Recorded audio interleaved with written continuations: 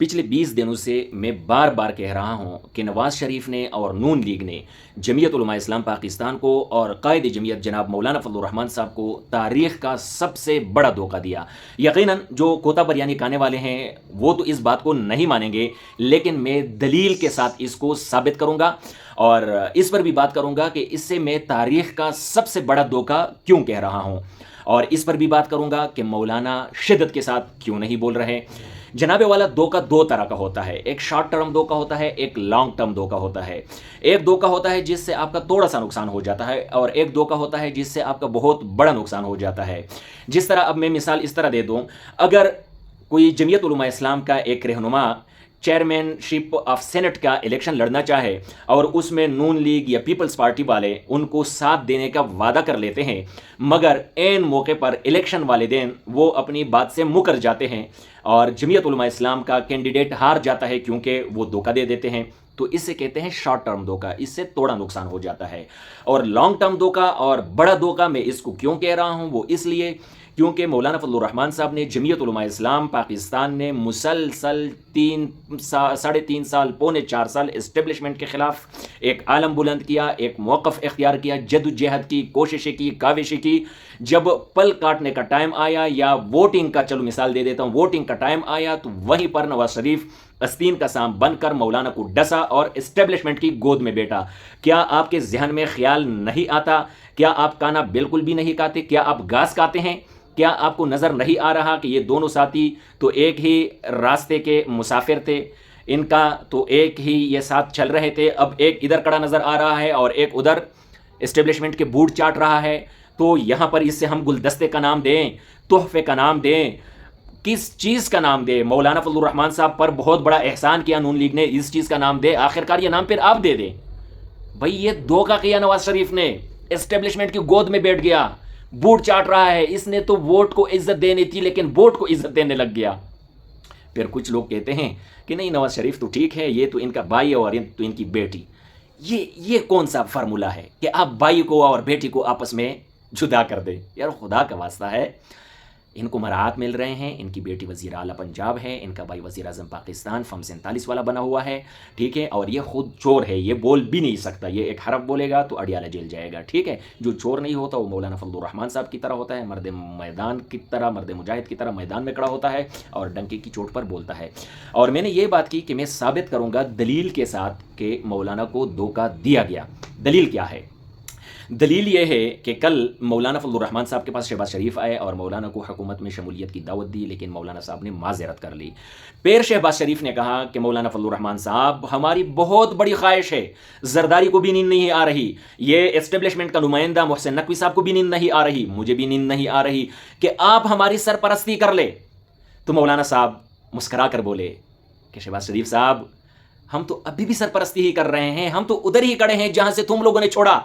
तुम लोगों ने रास्ता बदला, मैंने तो ना रास्ता बदला है और ना मैं बदला हूं, मगर अफसोस है कि आपने रास्ता भी बदल दिया और आप भी बदल गए। यार आप इन अल्फाज को भी नहीं समझ रहे हैं कि मौलाना साहब क्या कहना चाह रहे हैं।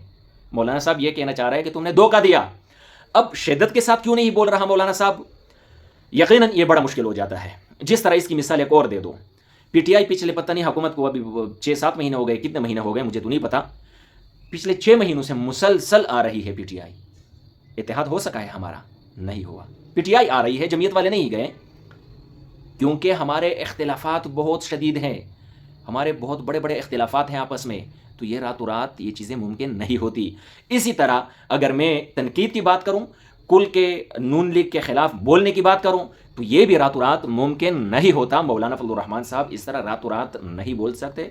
मौलाना साहब ग्राउंड तैयार कर रहे हैं, आहिस्ता आहिस्ता बोलेगा, आहिस्ता आहिस्ता निकलेगा, क्योंकि दूसरी साइड भी मौलाना की दोस्तियाँ भी हैं और एक तवील सफ़र जदोजहद भी एक साथ रहा। तो इसी वजह से मौलाना साहब फ़िलहाल स्लोली जा रहे हैं। हाँ अलबत्ता हाफिज़ हम्दुल्ला साहब निस्बतन थोड़े से हार्श होते जा रहे हैं, लेकिन बहरहाल मैंने तो कम से कम 1 महीना पहले मोर्चा संभाल लिया है और मुझे तो 8 फरवरी को भी पता चल गया था कि हमारे साथ बहुत बड़ा हाथ हो गया, बहुत बड़ा हाथ हो गया, ठीक है। लेकिन हम बोल नहीं सकते थे, क्योंकि सीधी सी बात है, अगर एक चीज़ आपको पता भी हो कि ये ऐसा हो गया, उस पर आप बोल नहीं सकते, क्योंकि घर के जो बड़े होते हैं, बाकी जो अफराद होते हैं, उनके साथ मशवरा करना पड़ता है, सबकी राय लेनी पड़ती है कि इनकी राय क्या है। हालांकि आप 100% मुतमईन होते हैं कि ये काम इस तरह है, تو ہم مطمئن تھے، اسی دن ہمیں پتہ چلا تھا، لیکن جب تک قائدین نہ بولے تو تب تک ہم بول نہیں سکتے تھے۔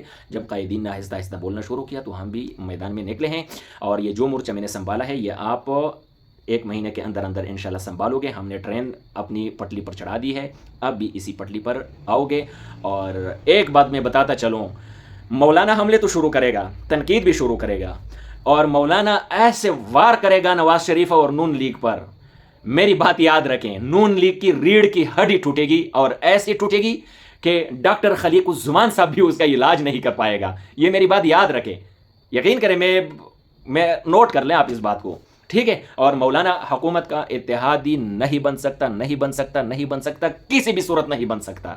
اگر آپ ایک دفعہ نظریاتی ورکر ہے، جمعیت کے ورکر ہے، تو میں حیران ہوں آپ پر کہ آپ کیسے اس سوچ میں پڑ جاتے ہیں کہ مولانا حکومت کا اتحادی بنے گا یا نہیں بنے گا۔ بھئی آپ کس چیز کے نظریاتی ہے؟ کیا آپ کو مولانا کے کردار گفتار کم نہیں پتہ؟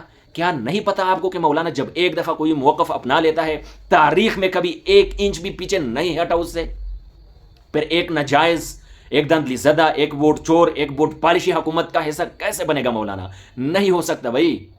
یا تو آپ نظریاتی ہے نہیں، یا اگر ہے بھی، چلو دھیلو دماغ سے آپ کہہ رہے ہیں کہ میں بڑا نظریاتی ہوں، تو پھر معذرت کے ساتھ آپ کو نظریے کا علم نہیں ہے، آپ ہوا میں ہیں، آپ مولانا فضل الرحمان صاحب کی کردار، گفتار، اعمال اور موقف سے واقف نہیں ہے، نہ اپنے اکابرین سے واقف ہیں۔ یقیناً آپ کو ان چیزوں پر عبور ہوتا، گرپ ہوتا، تو پھر آپ اس طرح کا نہ بولتے کہ مولانا اتحادی بھی بن سکتا ہے حکومت کا۔